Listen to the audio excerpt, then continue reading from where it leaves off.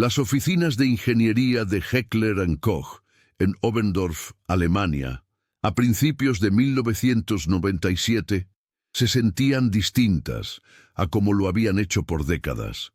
El sonido era el mismo.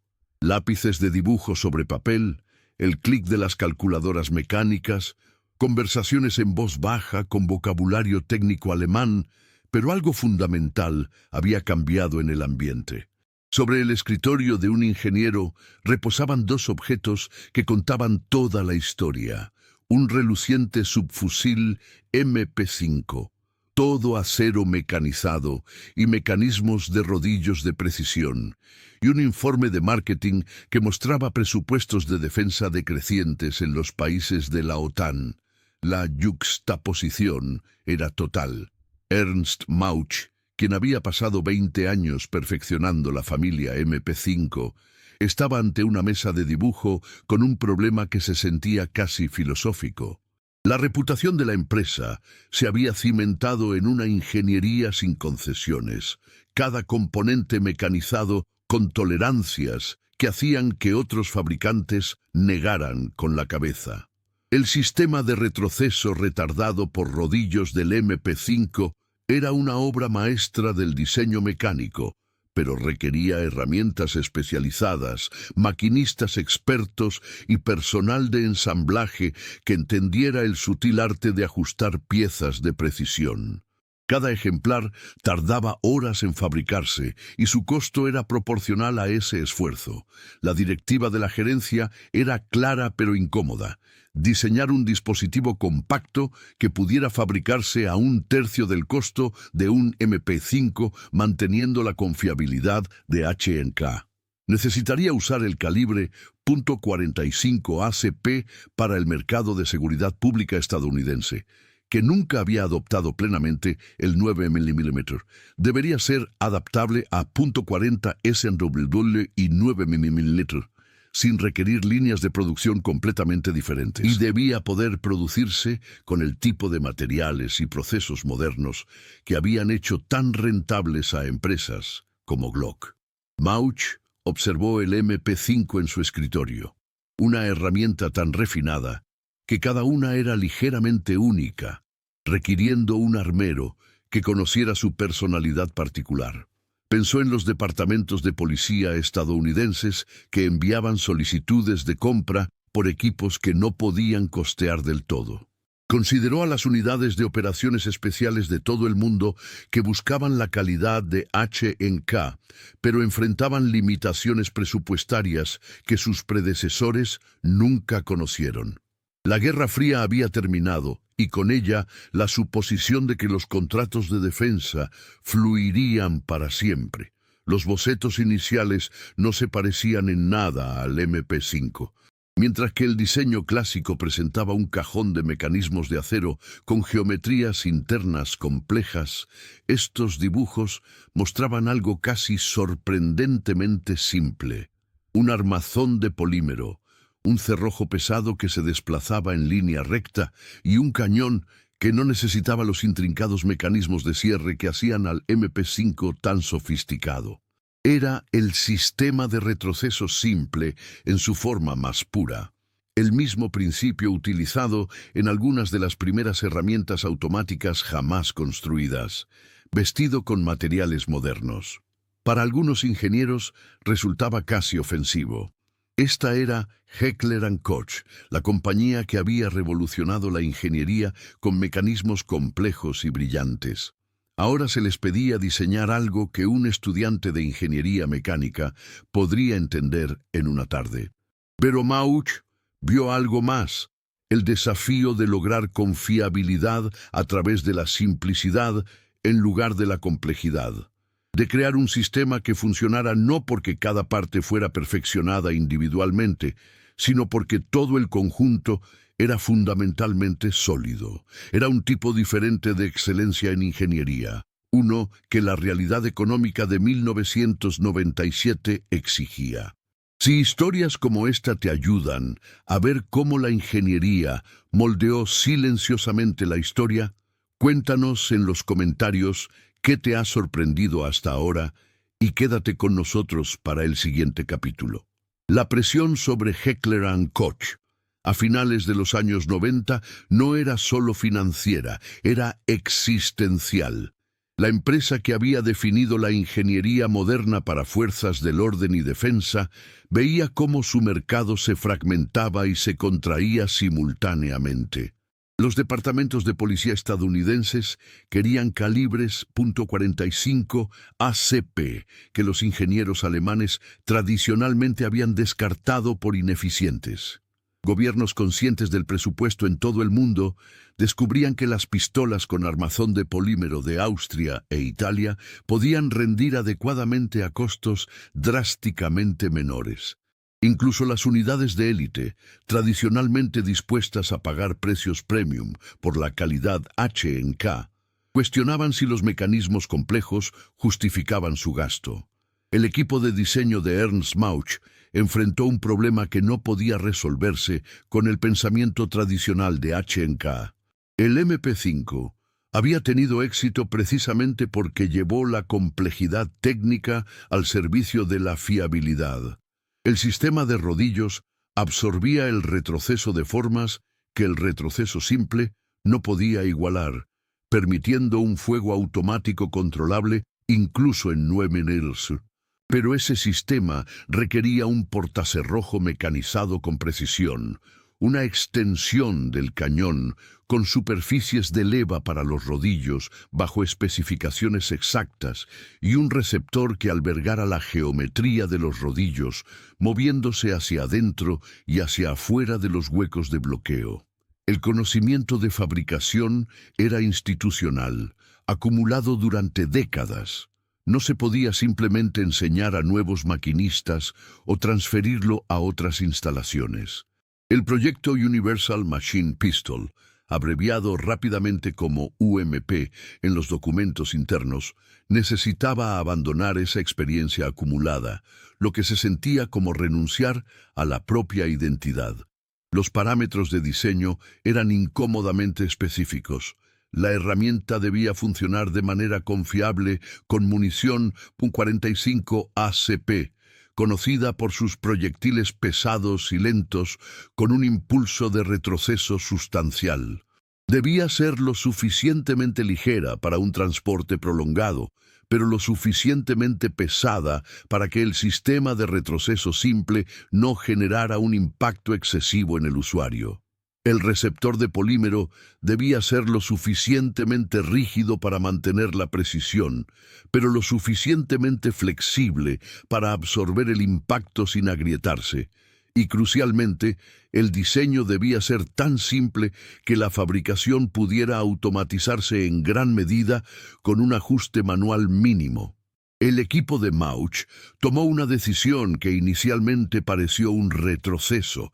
Usarían el sistema de retroceso directo, blowback, el mismo principio operativo empleado por los subfusiles en la Segunda Guerra Mundial, pero lo combinarían con la ciencia de materiales moderna y una atención cuidadosa a la distribución de la masa.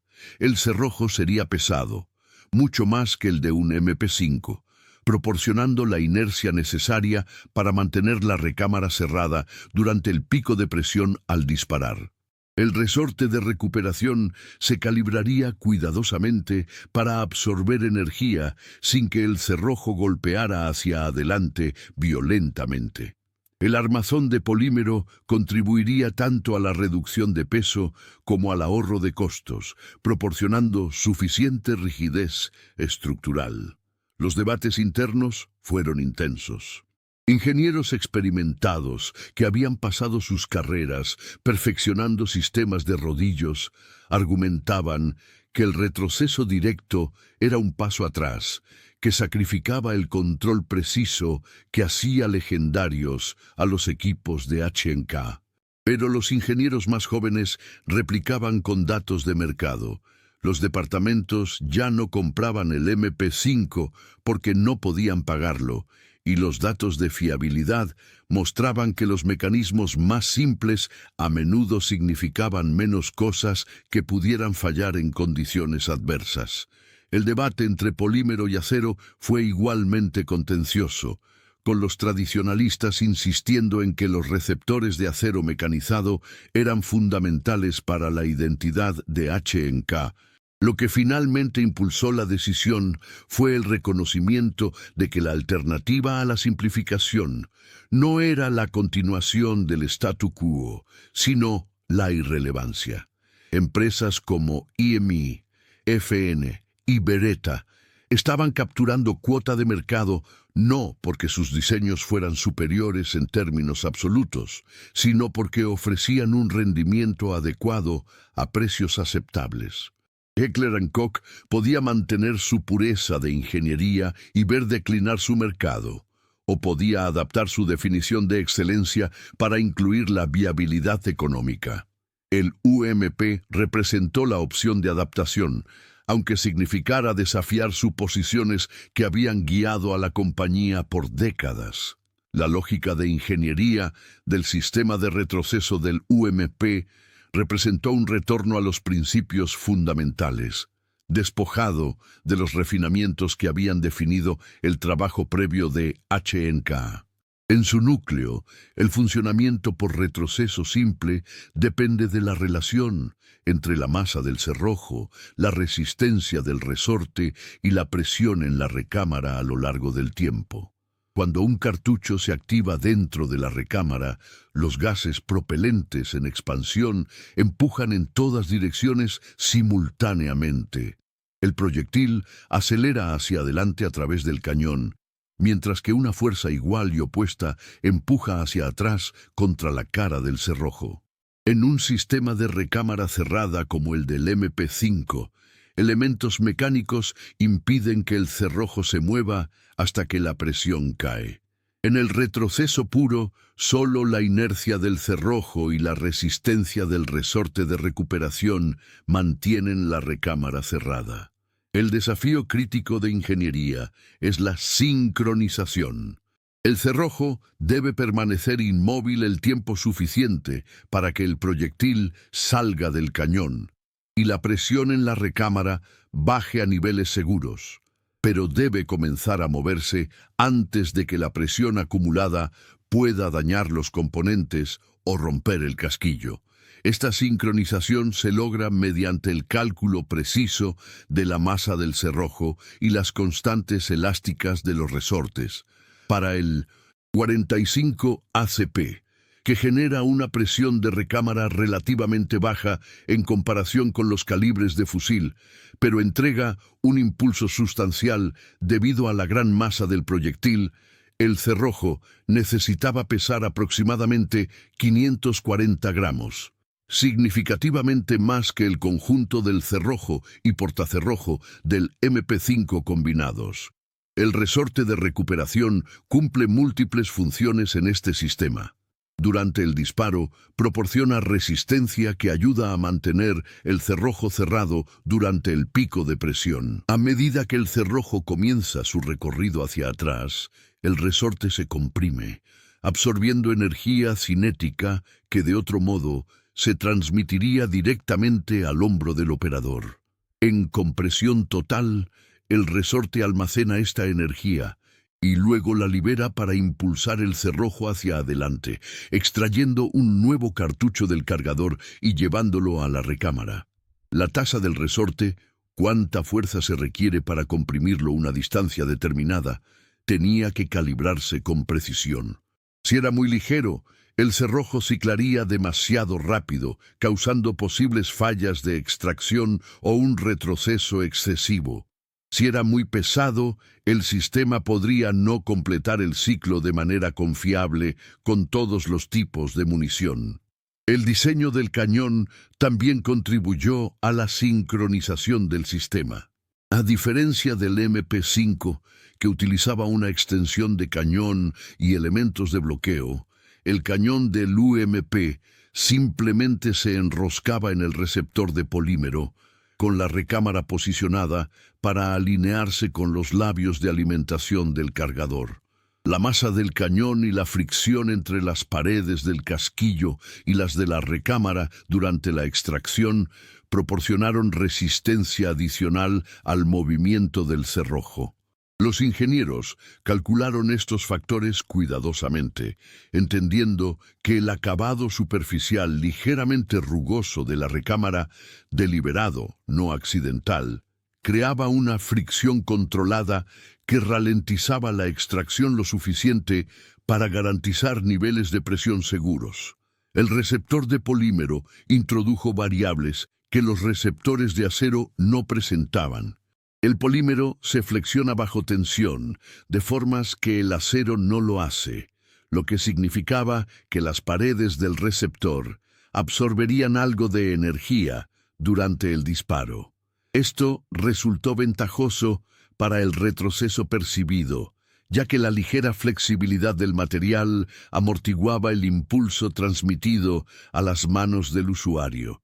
Sin embargo, requirió refuerzos estructurales cuidadosos en los puntos de tensión, el área de montaje del cañón, el canal de desplazamiento del cerrojo y el brocal del cargador. Los ingenieros utilizaron insertos de acero en estas uniones críticas, sobremoldeados durante el proceso de inyección, creando una estructura híbrida que combinaba las ventajas del polímero con la resistencia del acero donde más importaba.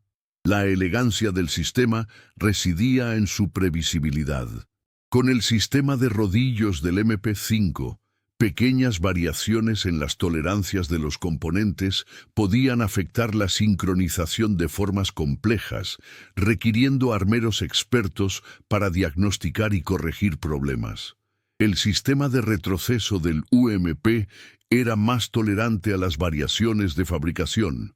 Mientras la masa del cerrojo y la tasa del resorte se mantuvieran dentro de las especificaciones, el equipo funcionaría de manera confiable. Esta tolerancia se tradujo directamente en eficiencia de fabricación y menores costos unitarios. ¿Crees que esta elección de diseño era inevitable o una apuesta arriesgada en aquel momento? Comparte tu punto de vista en los comentarios y pasa esta historia a alguien que disfrute entender cómo funcionan las cosas en realidad. Los primeros prototipos del UMP aparecieron a finales de 1997 e inmediatamente revelaron la brecha entre los cálculos teóricos y la realidad física. En el papel, el sistema de retroceso con un cerrojo de 540 gramos debería haber funcionado sin problemas con munición .45 ACP. En la práctica, las pruebas iniciales produjeron un retroceso excesivo, problemas de extracción con ciertas marcas de munición y preocupantes grietas por tensión en el receptor de polímero alrededor del montaje del cañón después de menos de 1000 disparos. El equipo de ingeniería había diseñado un sistema mecánicamente sólido, pero habían subestimado lo implacable que puede ser el funcionamiento por retroceso directo cuando cada variable no está perfectamente alineada. Ernst Mauck y su equipo realizaron pruebas sistemáticas, aislando variables individuales. Descubrieron que la munición comercial 45 ACP variaba más de lo previsto tanto en la carga de pólvora como en el peso del proyectil, lo que significaba que las curvas de presión en la recámara eran inconsistentes. Algunos cartuchos generaban picos de presión agudos que estresaban los componentes, mientras que otros producían presiones bajas que apenas lograban completar el ciclo. La masa del cerrojo necesitaba ajustes, no solo en el peso total, sino en su distribución. Concentrar la masa hacia la cara del cerrojo mejoró la sincronización, mientras que añadir peso a la parte trasera afectaba la dinámica de compresión del resorte. El receptor de polímero presentó sus propios desafíos. Los diseños iniciales utilizaban nylon reforzado con fibra de vidrio, elegido por su relación resistencia-peso. Pero el uso prolongado calentaba el polímero más allá de su rango de temperatura óptimo, causando cambios dimensionales que afectaban el recorrido del cerrojo. Las grietas por tensión en los puntos de montaje indicaban que el posicionamiento del inserto de acero no era el ideal. La zona de transición donde el polímero se unía al acero experimentaba una concentración de fuerzas. Los ingenieros rediseñaron la geometría de los insertos, extendiendo el refuerzo de acero más hacia el cuerpo de polímero y modificando el proceso de sobremoldeado para crear una mejor unión del material. El resorte de recuperación pasó por múltiples iteraciones. La tasa inicial era demasiado ligera, causando que el cerrojo ciclara violentamente y provocando un desgaste prematuro tanto en la cara del cerrojo como en la recámara. Aumentar la fuerza del resorte resolvió ese problema, pero creó dificultades en la alimentación. El cerrojo no tenía suficiente energía para extraer los cartuchos del cargador de manera confiable. La solución consistió en un sistema de doble resorte, un resorte primario pesado que controlaba la velocidad del cerrojo, complementado por un resorte secundario más ligero que proporcionaba energía adicional durante el ciclo de avance sin aumentar excesivamente la resistencia durante la compresión. Las pruebas se expandieron más allá del laboratorio para incluir ensayos de campo con unidades reales en Alemania y Estados Unidos. Los comentarios revelaron problemas que las pruebas de laboratorio no habían previsto. La ubicación original del retén del cargador causaba activaciones accidentales durante maniobras tácticas. El diseño de la palanca de carga no funcionaba bien con guantes y las miras, aunque adecuadas para el polígono, eran difíciles de alinear rápidamente bajo estrés. Estos no eran problemas fundamentales de ingeniería, pero resaltaban cómo un diseño optimizado para la eficiencia de fabricación podía descuidar la ergonomía del usuario. La capacidad de conversión de calibre requirió su propio proceso de desarrollo. Cambiar entre .45 ACP, .40 S&W y 9 mm no era simplemente cuestión de sustituir cañones y cargadores. La masa del cerrojo apropiada para el .45 ACP era excesiva para el 9 mm, que opera a mayor presión con proyectiles más ligeros. Los ingenieros desarrollaron conjuntos de cerrojo específicos para cada calibre con diferentes masas y tasas de resorte, pero mantuvieron la uniformidad en las dimensiones del receptor y los componentes de control de disparo. Esto significaba que los usuarios podían cambiar de calibre reemplazando el cañón, el conjunto del cerrojo y el cargador, sin requerir experiencia de nivel de armero ni herramientas especiales. Para mediados de 1998, tras miles de disparos de prueba y múltiples iteraciones de diseño, el UMP había evolucionado de un concepto prometedor a un sistema funcionalmente maduro.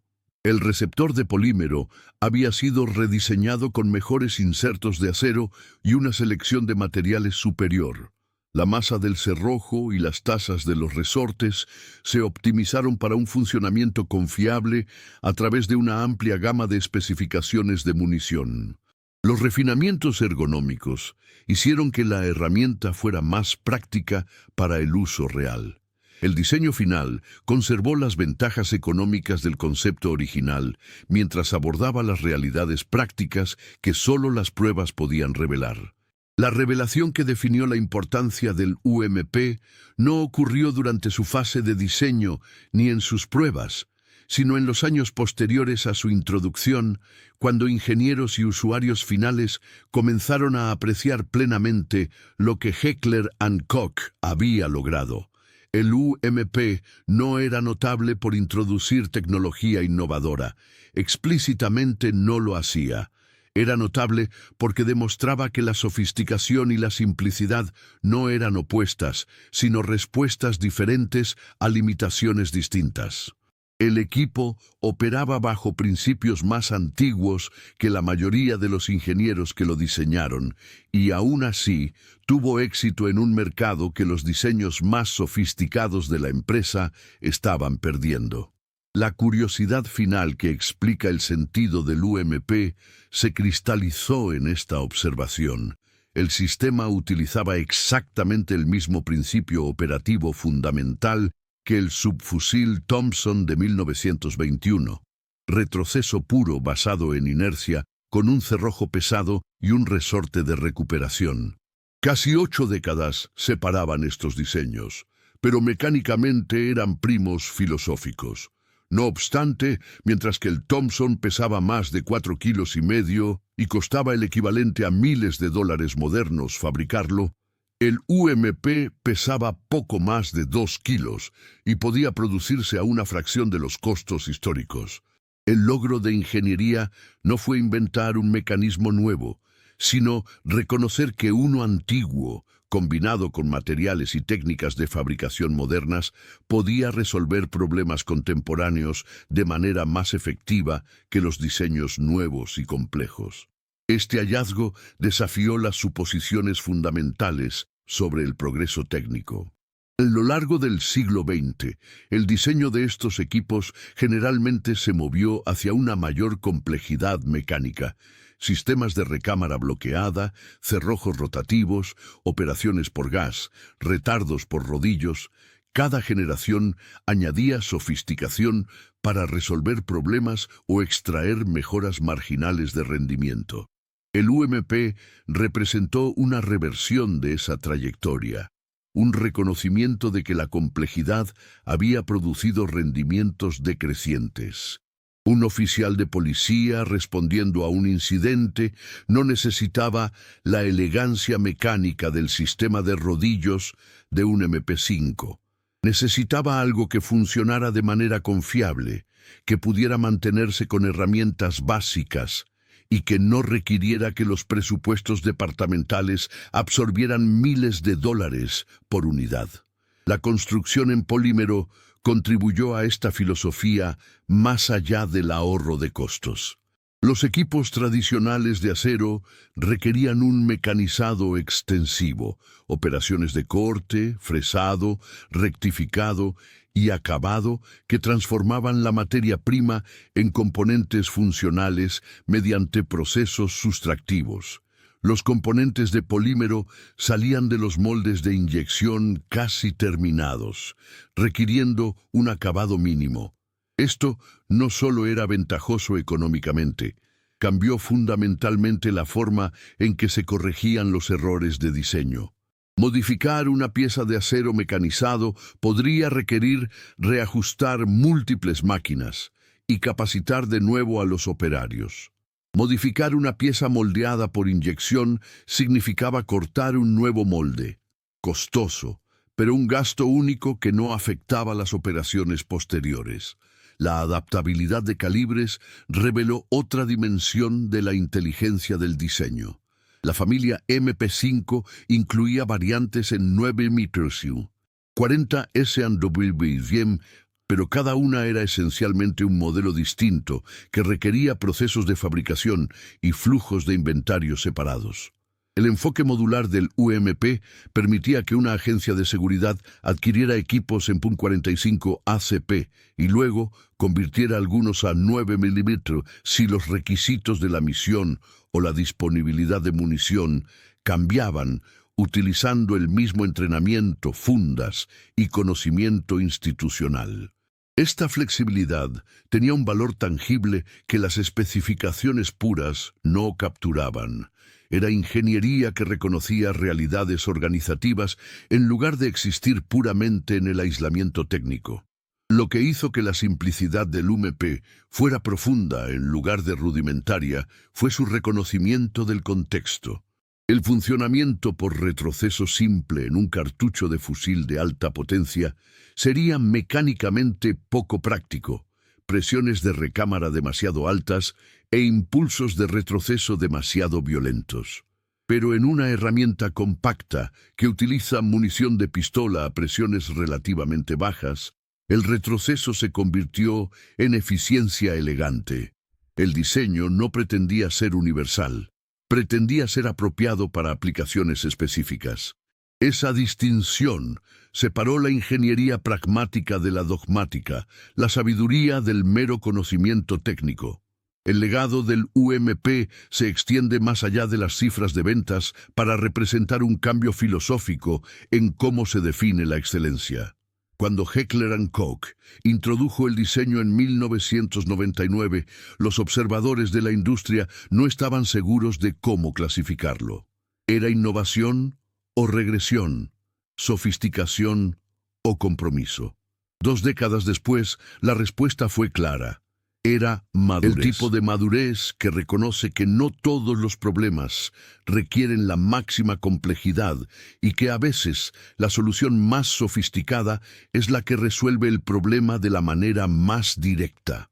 En los años siguientes a su lanzamiento, la industria en general mostró signos de haber absorbido sus lecciones. Otros fabricantes comenzaron a cuestionar si sus propios diseños habían acumulado una complejidad innecesaria, si las características que teóricamente mejoraban el rendimiento justificaban sus costos de fabricación y requisitos de mantenimiento. El UMP no inició esta tendencia solo. Las pistolas de polímero de Glock y otros ya habían demostrado que los materiales y métodos tradicionales no siempre eran óptimos, pero extendió esa filosofía a una categoría que había estado dominada por mecanismos sofisticados durante décadas.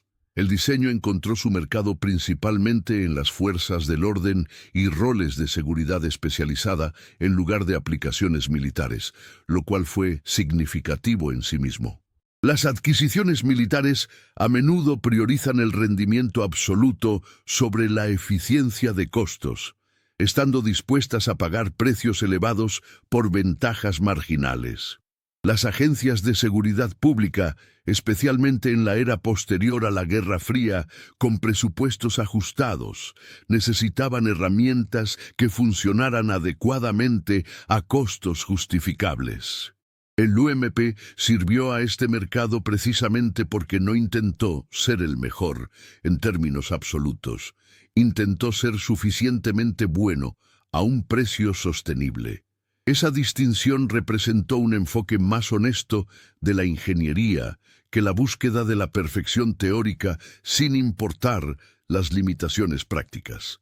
La adaptabilidad de calibres resultó particularmente valiosa en mercados internacionales, donde la disponibilidad de munición variaba según la región y la doctrina. Las agencias europeas podían estandarizarse en 9, mientras que los departamentos estadounidenses usaban .45 ACP. Y aún así, ambos podían entrenar a sus operadores esencialmente en la misma plataforma con el mismo manual de uso. Esta ventaja de estandarización no era revolucionaria. Ya existían diseños modulares, pero el UMP implementó la modularidad sin requerir procedimientos complejos de nivel de armero, haciéndolo práctico para agencias con infraestructura de apoyo técnico limitada. Quizás lo más revelador fue cómo el UMP influyó en la forma en que Heckler & Koch abordó diseños posteriores. Las lecciones aprendidas sobre el diseño para la manufacturabilidad sin sacrificar la fiabilidad informaron proyectos que van desde el fusil HK-476 hasta la pistola VP-9. La empresa descubrió que admitir limitaciones presupuestarias, de fabricación, de mercado, no significaba abandonar sus estándares. Significaba dirigir la excelencia hacia la resolución de problemas reales en lugar de buscar la sofisticación técnica por sí misma. El sistema de retroceso retardado por rodillos que hizo legendario al MP5 no desapareció, pero dejó de ser tratado como el único enfoque válido para cada desafío de diseño. El significado más amplio del UMP surge de este contexto. La ingeniería existe para resolver problemas, no para demostrar ingenio. El mecanismo más brillante carece de valor si es inasequible, imposible de mantener o inapropiado para su aplicación prevista.